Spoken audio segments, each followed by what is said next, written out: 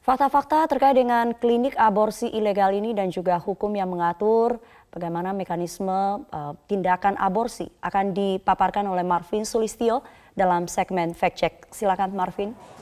Baik, terima kasih Sumi dan juga pemirsa. Mendengar kata aborsi ini, sebelum saya melangkah lebih jauh ke dalam kontroversi aborsi, saya akan paparkan beberapa fakta miris kasus yang telah mengorbankan bukan 100, bukan 200, tapi 903 janin berikut ini. Sangat miris sekali kalau saya sebutkan angkanya ya, 903 aborsi. Klinik aborsi legal yang beralamat di Jalan Paseban Raya nomor 61 Paseban Senen Jakarta Pusat ini diketahui telah menangani bukan 1.000 tapi 1.632 pasien dalam kurun waktu 21 bulan. Mengaborsi 903 janin. Dan operasi ilegal ini telah berjalan selama 21 bulan. Dalam penemukan kami, petugas mengamankan ada 3 orang, yakni MM yang berperan sebagai dokter, RM sebagai bidan, dan S sebagai staf administrasi di klinik ilegal ini. Dan ketiga tersangka ini adalah residivis dan telah ditahan di rumah tahanan Polda Metro Jaya. Alasan paling besar kali ini yang ditanyakan oleh banyak orang adalah apa alasan aborsi paling banyak. Pihak kepolisian menyatakan bahwa alasan paling banyak adalah hamil di luar nikah, gagal program berencana, dan tidak boleh hamil karena perjanjian kerja. Lantas ada berapa keuntungan dari praktik ilegal dan berbahaya ini? Saya hadirkan informasinya. 5 miliar rupiah. Ternyata polisi merilis keuntungan haram yang didapatkan dari bisnis selama 21 bulan ini mencapai 5 miliar rupiah. Tentunya dengan segala prosedur yang dipertanyakan dan pertaruhan nyawa dari korban yang melakukan aborsi. Data ini pun juga semakin menjelaskan dari data Badan Kesehatan Dunia atau WHO yang merilis bahwa ada 3 dari 1.000 perempuan di Asia Tenggara, terutama Indonesia, yang melakukan praktik aborsi. Sementara perempuan usia produktif, yakni usia 15 sampai dengan 44 tahun, dirawat karena komplikasi penyakit terkait aborsi ini terus meningkat setiap tahunnya. Kembali, bahaya yang didapat ini sangat berisiko terjadi pada perempuan yang melakukan praktik ilegal, bahkan yang mengatakan praktik haram ini. Saya tegaskan, sangat riskan, apalagi sudah mengarah ke arah kesehatan. Kemudian lantas menjadi pertanyaan berikutnya, berapa tarif yang dipatok oleh klinik ilegal ini? Tarif dipatok itu istilahnya sangat ini sekali kontroversi sekali, tapi itu yang kemudian diungkapkan dari pihak kepolisian. Klinik ilegal Paseban ini kemudian merilis bahwa faktanya klinik Paseban ini sudah merilis tarif aborsi mencapai Rp800.000 dan juga tarif USG pemeriksaan dengan prosedur yang masih dipertanyakan ini harganya Rp300.000. Tentunya ini ada banyak sekali.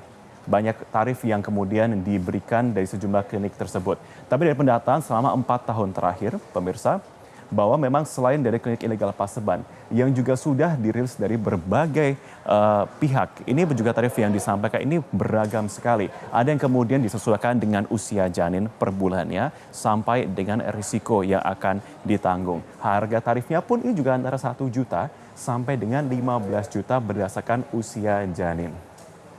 Tapi sayangnya yang dipertaruhkan bukan hanya usia janin juga, tapi mereka tidak memikirkan bagaimana keadaan dari sang ibu yang mengandung, bagaimana keadaan kesehatan. Yang dipikirkan hanyalah berapa tarifnya. Akhirnya ditemukan tarifnya sampai kemudian 21 bulan berjalan 5 miliar. Berapa nyawa yang dipertaruhkan di sana? Coba Anda bayangkan, banyak sekali di sana. Oke, berikutnya kita akan melihat bagaimana kemudian dari pihak kepolisian menjerat hukum dari pelaku. Jeratan hukum sudah sangat tegas sekali. Saya kira ketika sementara kemudian jerat hukum ini sudah diberikan dan juga kemudian proses penyelidikan dan penyidikan sudah dilakukan, maka ada kemungkinan bahwa hukum ini bisa kemudian semakin bertambah atau bahkan berkembang. Kita berbicara mengenai lex spesialis dan lex generalisnya, tapi kita coba lihat bagaimana kemudian pasal-pasal yang dikenakan. Pertama, pasal 83 Jungto pasal 64 Undang-Undang nomor 36 tahun 2014 tentang tenaga kesehatan dan atau pasal 75 ayat 1, pasal 76, tambah lagi pasal 77, pasal 78 nomor 29 tentang praktik kedokteran dan atau turunannya lagi pasal 194 Jungto 75 ayat 2 tentang kesehatan. Kita lihat ada 3 di sini yang menjadi taruhannya. Pertama mengenai tenaga kesehatan. apakah mereka kemudian memang sudah memiliki sertifikat resmi ditunjuk di pihak kementerian, ataupun juga mengenai praktik kedokteran ilegal 21 tahun, 21 bulan yang berjalan di kawasan Senen. Kemudian tentang kesehatan, resiko yang akan ditanggung dari sang ibu yang melakukan aksi aborsi tersebut. Nah, kemudian kita melihat lagi untuk berikutnya. Mengenai prosedur aborsi, sebenarnya ada kondisi tertentu yang diperbolehkan, tapi harap dicatat.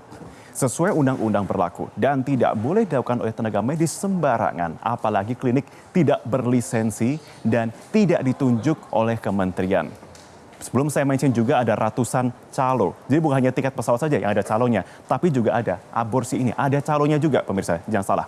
Sejauh ini, menurut Direktur Jenderal Pencegahan dan juga Pengendalian Penyakit P2P, Kementerian Kesehatan Anung Sugiartono menegaskan, kalau Kementerian Kesehatan, Kemenkes ini masih menunggu kepastian hasil dari pembahasan RKUHP soal aborsi dan berjanji akan segera memberikan respons. Jika memang ada yang kontradiktif dengan poin dalam Permenkes, baru kemudian akan disesuaikan. Nah, Anung menjelaskan bahwa ada pelaksanaan aborsi terhadap korban perkosaan yang diatur dalam Peraturan Pemerintah Nomor 61 Tahun 2014 tentang kesehatan reproduksi, dan kemudian ada juga poin dari Permenkes Nomor 3 Tahun 2016 tentang pelatihan dan penyelenggaraan pelayanan aborsi atas indikasi kedaruratan medis. Saya ulangi, indikasi kedaruratan medis. Dan kehamilan akibat perkosaan tersebut harus melalui beberapa kriteria. Kita lihat lagi di sini. Kriteria yang pertama, berdasarkan Undang-Undang Kesehatan Nomor 2009 Pasal 75, seperti yang saya tegaskan di slide sebelumnya tadi ya. Setiap orang dilarang melakukan aborsi, tetapi ada dua kelompok yang bisa dikecualikan. Jangan dipotong-potong hukumnya, tapi ini adalah satu yang kemudian akan diturunkan ataupun dilakukan lex spesialisnya. Oke, yang pertama, kelompok perempuan dengan indikasi kedaruratan medis. Kedua, perempuan yang hamil akibat perkosaan yang dapat menyebabkan trauma psikologis. Berikutnya kita lihat lagi. Nah, ada kemudian beberapa aturan-aturan selanjutnya lagi di sini, bahwa yang menjadi turunan dan kondisi selanjutnya. Jadi kemudian jangan dipotong-potong, hanya kemudian satu karena kemudian masalah aborsi, karena ada satu kasus ataupun juga bukan masalah kesehatan. Jangan dipotong, tapi kemudian kita lihat lagi mengenai apa saja kondisi lainnya. Memang banyak peraturannya, itu yang kemudian bisa membedakan kita sebagai negara hukum, bahwa secara tegas kita mengatakan bahwa aborsi diperbolehkan kalau misalkan memang ada peraturannya dan juga mana yang tidak boleh, begitu.